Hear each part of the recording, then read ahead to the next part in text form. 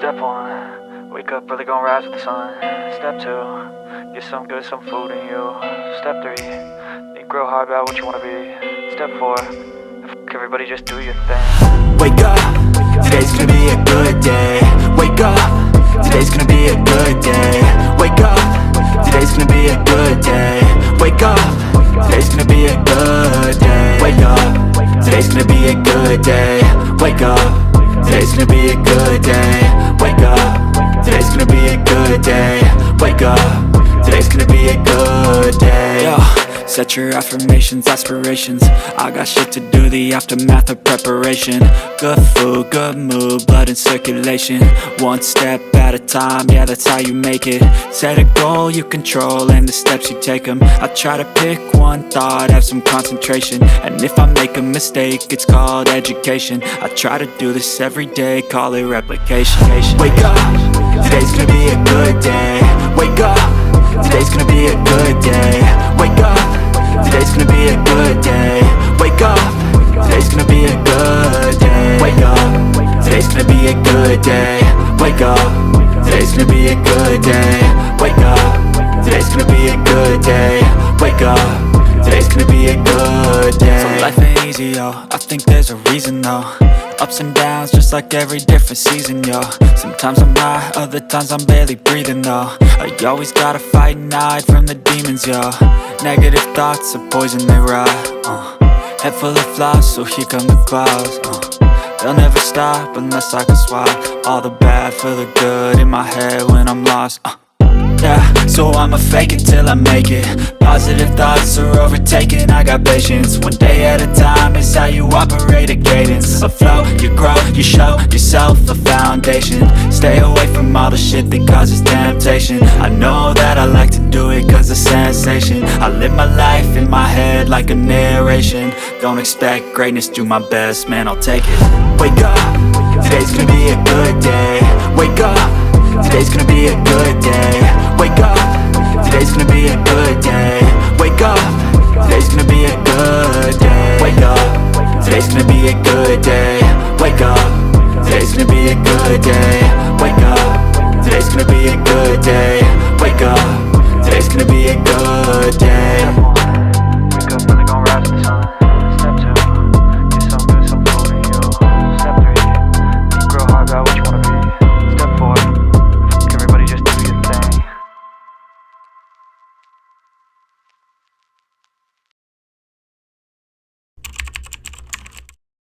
Hi guys, welcome to my channel. तो part 1 में आपने ऑलरेडी देखा ही है कि जैसे कि हम जो नाने माची का बेस विलेज है वहाँ पे कैसे पहुँचे। हम पुणे से अराउंड 8:45 निकले थे रात में और अराउंड रात के 2 बजे हम जो है ये बेस विलेज में आके पहुँचे। इसका डिटेल में वीडियो मैंने पार्ट 1 में ऑलरेडी बनाया है। तो यहाँ पे हमने रेस्ट वगैरह की, फ्रेश हुए, 3 घंटा रेस्ट किया और अर्ली मॉर्निंग हमारा ट्रैक जो है वो स्टार्ट हो गया। तो बेस विलेज से हम अर्ली मॉर्निंग जल्दी निकल गए। तो बेस विलेज से जो ट्रेकिंग का स्टार्टिंग पॉइंट है वो अराउंड 7 किलोमीटर है। आपका व्हीकल अगर छोटा है तो ही आप ऊपर लेके जा सकते हो। अगर अर्ली मॉर्निंग आप आते हो तो पार्किंग के लिए काफ़ी सारी जगह आपको मिलती है। अगर आपको लेट हुआ आने के लिए तो ऊपर पार्किंग की जगह नहीं मिलेगी और बड़ी बस वगैरह ऊपर अलाउड नहीं है। तो अगर आप बड़ी बस से आ रहे हो तो आपको वॉकिंग करके ही ऊपर आना होगा। ओनली स्मॉल व्हीकल और स्मॉल टेम्पो ट्रैवलर ही ऊपर अलाउड है।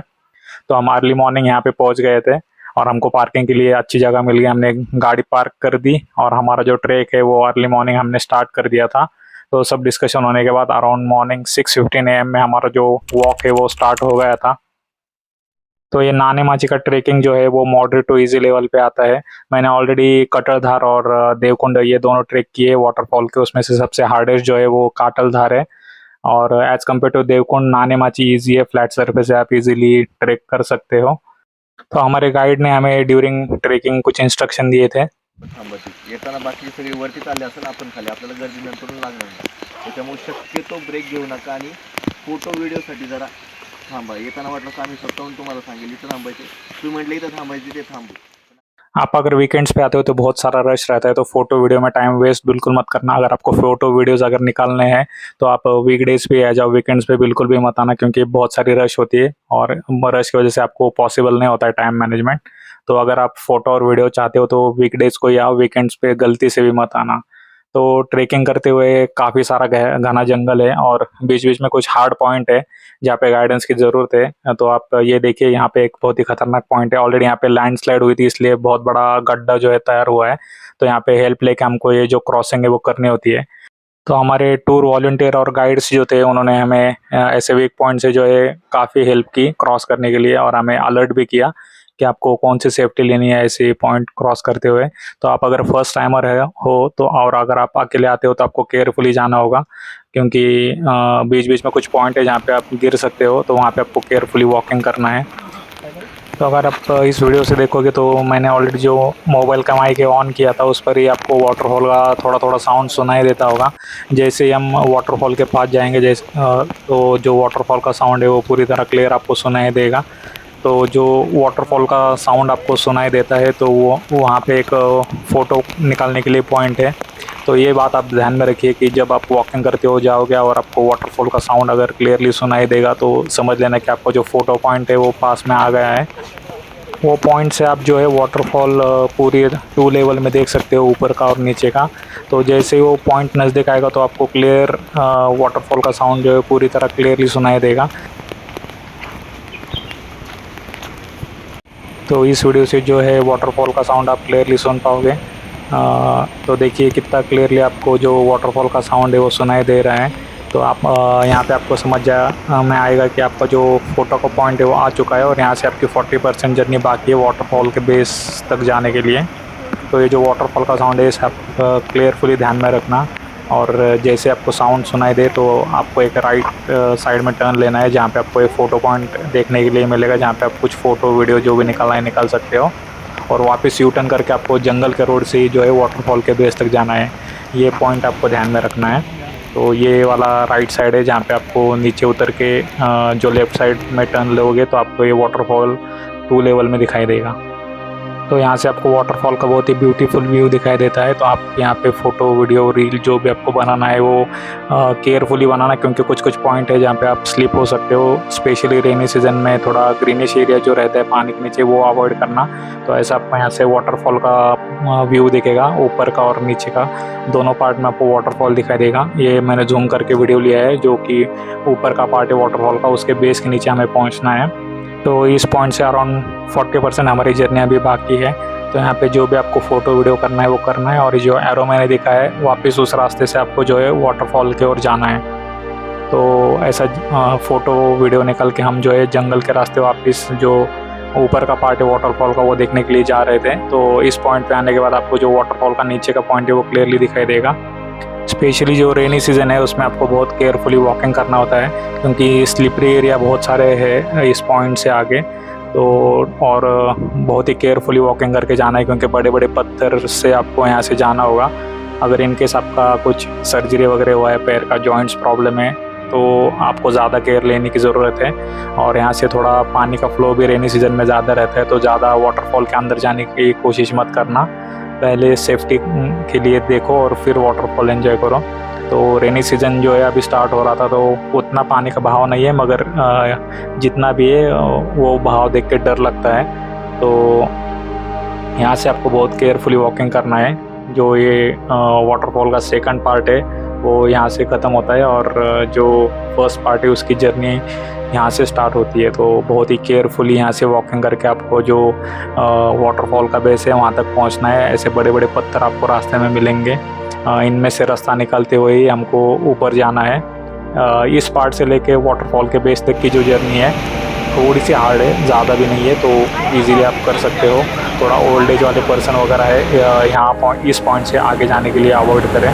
तो यंग जनरेशन और जो फिट है वो लोग ही यहाँ से जा सकते हैं ईजीली। बाकी ओल्ड एज वगैरह लोगों के लिए जाना थोड़ा डिफिकल्ट होगा। तो मोस्टली अगर आप रेनी सीजन में आते हो तो ओल्ड एज वगैरह ऐसे पर्सन को देख ही मत आओ, और जिनका सर्जरी वगैरह हुआ है, जिनके जॉइंट्स में प्रॉब्लम है, ऐसे लोगों को भी यहाँ से आगे की जर्नी जो है वो अवॉइड करनी है। तो हम धीरे धीरे रास्ता निकालते हुए, और हमारे साथ जो टूर गाइड थे वो भी एक्सपीरियंस थे, तो उनकी हेल्प से हम जो है वो बेस तक जाने का रिस्क हमने लिया। क्योंकि जैसे आप लोअर पार्ट ऑफ वाटरफॉल के पास आते हो तो आपको जो वाटरफॉल का आवाज़ सुनते ही डर लगता है, और पानी का जो स्पीड है वो बहुत ही खतरनाक है, और जो हवा भी है इसी वजह की बहुत लगती है, जो आप जब बेस के पास जाते हो तो आप वहाँ पे खड़े भी नहीं रह सकते, इतना ज़ोर से हवा वहाँ पे बहता रहता है। और हमारे साथ गाइड थे, 3-4 गाइड थे, इसलिए हमने यहाँ तक जाना का जो है वो रिस्क लिया है। तो अगर आप अकेले हो तो आप डेफिनेटली आपको बहुत डर लगेगा। तो जब भी आप नहाने माची जाओगे तो ग्रुप में ही जाना, क्योंकि ग्रुप में जाना सेफ होता है। कुछ हेल्प लगेगी तो भी ग्रुप के पब्लिक जो है वो आपको हेल्प करते हैं। तो मोस्टली ग्रुप में ही नहाने माची का ट्रेक जो है वो आप कीजिए। अकेले जाना मैं तो कहूँगा कि अवॉइड करना, और ग्रुप लेके ही नहाने माची के ट्रेक के लिए ज़रूर जाना।